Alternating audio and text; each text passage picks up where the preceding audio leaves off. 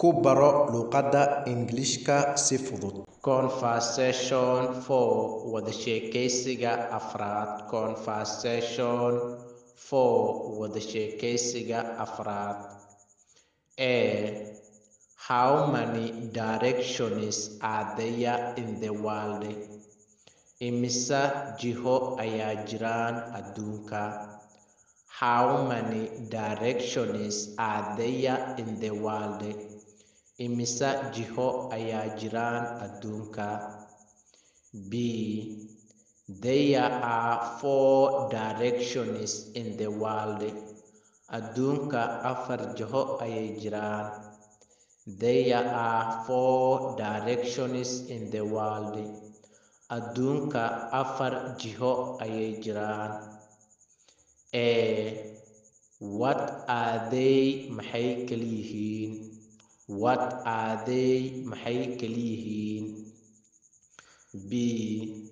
They are waxay yihiin East bari, West galbeed, North waqooyi, and iyo South koonfur.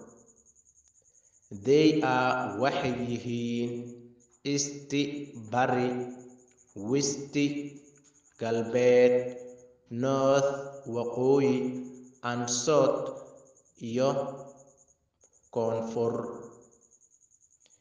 A. Where does the sun rise from? Qoraxda halkay ka soo baxdaa? Where does the sun rise from? Qoraxda halkay ka soo baxdaa? B. It rises waxay ka soo baxdaa from east bari. It rises waxay ka soo baxdaa from east bari. A. Where does the sun set to? Qoraxda halkay u dhacdaa? Where does the sun set to? Qoraxda halkay u dhacdaa? B. It sets waxay u dhacdaa to west galbeed. It sets waxay u dhacdaa to west galbeed.